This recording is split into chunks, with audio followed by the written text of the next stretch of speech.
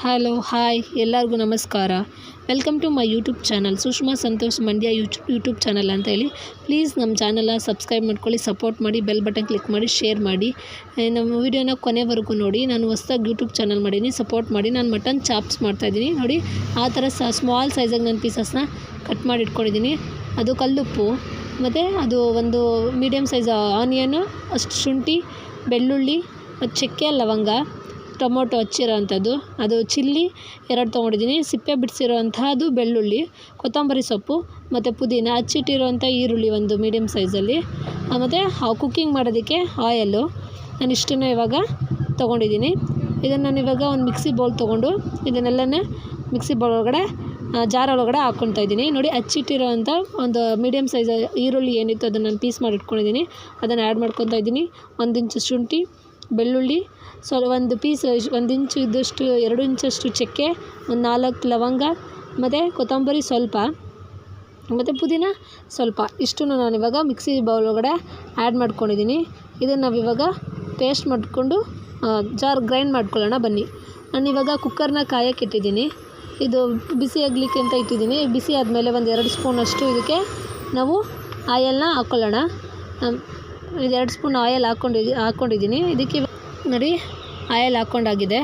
ಇದಕ್ಕೆ ನಾವು ಗ್ರೈಂಡ್ ಮಾಡ್ಕೊಂಡಿರೋವಂಥ ಮಸಾಲ ಏನು ಪದಾರ್ಥ ಇದೆ ಅದನ್ನು ಈ ಕುಕ್ಕರ್ ಒಳಗಡೆ ಆ್ಯಡ್ ಮಾಡ್ಕೊಳ್ಳೋಣ. ಕುಕ್ಕರ್ ಒಳಗಡೆ ನಾನು ಇವಾಗ ಅದನ್ನು ರುಬ್ಬಿರೋಂಥ ಮಿಶ್ರಣ ಹಾಕ್ಕೊತಾ ಇದ್ದೀನಿ. ಪೂರ ಎಲ್ಲನೂ ಅದನ್ನು ನೀಟಾಗಿ ಕುಕ್ಕರ್ ಒಳಗಡೆ ಹಾಕ್ಕೊಂಡಿದ್ದೀನಿ. ಇವಾಗ ಅದರೊಳಗಡೆ ಸ್ವಲ್ಪ ನಾನು ವಾಶ್ ಮಾಡಿ ಇಟ್ಟಿರುವಂಥ ಮಟನ್, ಸಾಲ್ಟು ಮತ್ತು ಟರ್ಮರಿಕ್ ಪೌಡರ್ ಹಾಕಿ ನೀಟಾಗಿ ವಾಶ್ ಮಾಡ್ಕೊಂಡಿದ್ದೀನಿ. ಅದನ್ನು ಹಾಕಿ ಫುಲ್ ಮಿಕ್ಸ್ ಮಾಡ್ಕೊಳ್ಳೋಣ. ಫುಲ್ ಮಿಕ್ಸ್ ಮಾಡಿಕೊಂಡು ಅದನ್ನು ನೀಟಾಗಿ ಬೇಯಿಸ್ಕೊಳ್ಳೋಣ.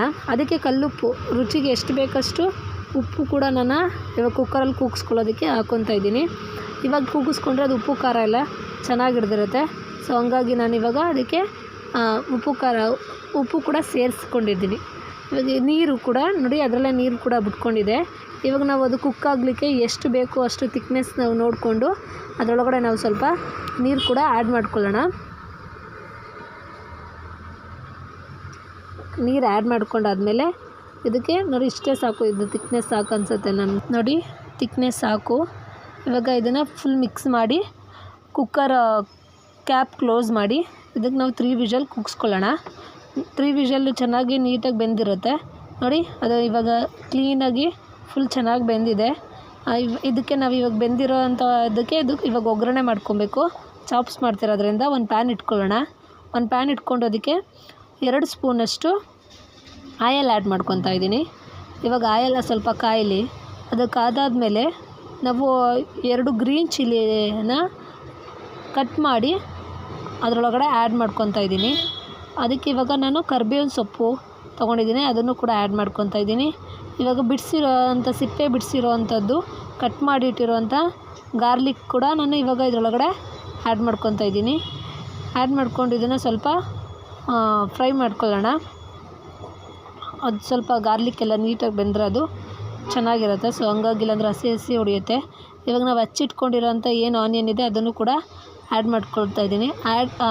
ಆನಿಯನ್ ಬಂದು ಸ್ವಲ್ಪ ಬ್ರೌನ್ ಕಲರ್ಗೆ ಟರ್ನ್ ಆಗೋವರೆಗೆ ನಾವು ಅದನ್ನು ಈ ಥರ ಫ್ರೈ ಮಾಡ್ಕೊಬೇಕು.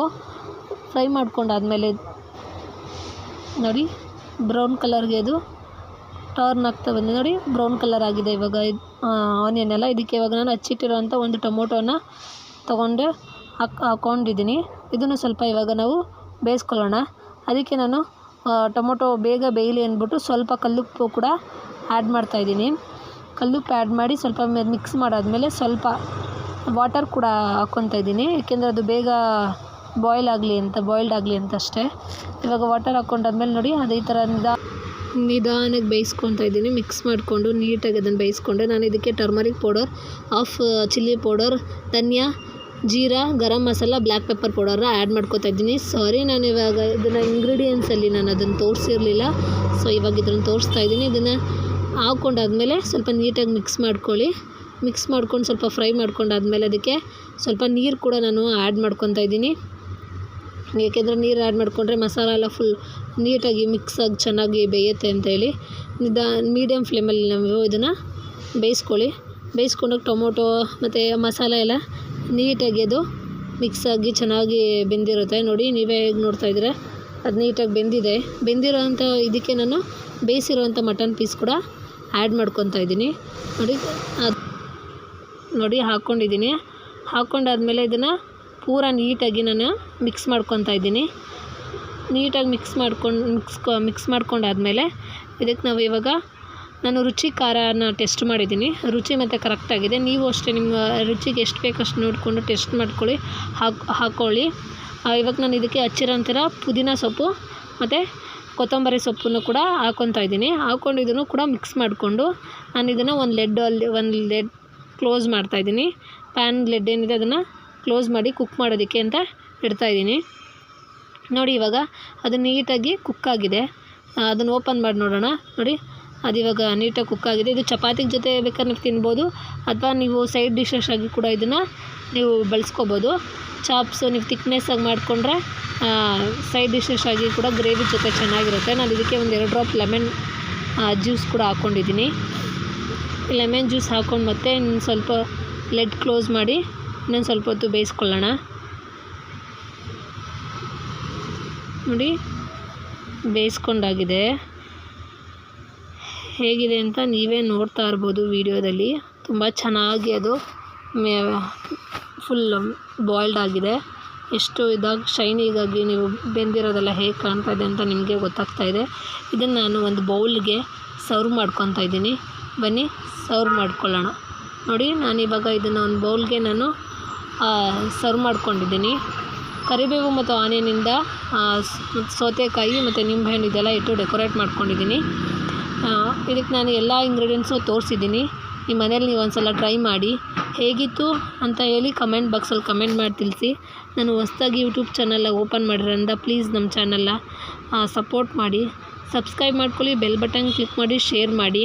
ರುಚಿಯಾಗಿರುವಂತಹ ಮಟನ್ ಚಾಪ್ಸ್ ರೆಡಿಯಾಗಿದೆ. ನೀವು ನಿಮ್ಮ ಮನೇಲಿ ಒಂದು ಸಲ ಟ್ರೈ ಮಾಡಿ ನೋಡಿ ಹೇಗಿರುತ್ತೆ ಅಂತ ನಿಮಗೆ ಗೊತ್ತಾಗುತ್ತೆ. ಏನಾದರೂ ನನ್ನ ಮಾತಲ್ಲಿ ತೊದಲಿತ್ತು ಅಂದರೆ ಇದು ನಾನು ಹೊಸ್ದಾಗಿ ವಿಡಿಯೋ ಸ್ಟಾರ್ಟ್ ಮಾಡಿರೋದ್ರಿಂದ ಅಲ್ಲಿ ಸಣ್ಣ ಪುಟ್ಟ ತಪ್ಪಿರುತ್ತೆ. ಸೊ ಅದನ್ನು ಕಮೆಂಟ್ ಬಾಕ್ಸಲ್ಲಿ ತಿಳಿಸಿ. ವಿಡಿಯೋ ನೋಡೋದಕ್ಕಾಗಿ ಧನ್ಯವಾದಗಳನ್ನು ತಿಳಿಸ್ತಾ ಇದ್ದೀನಿ.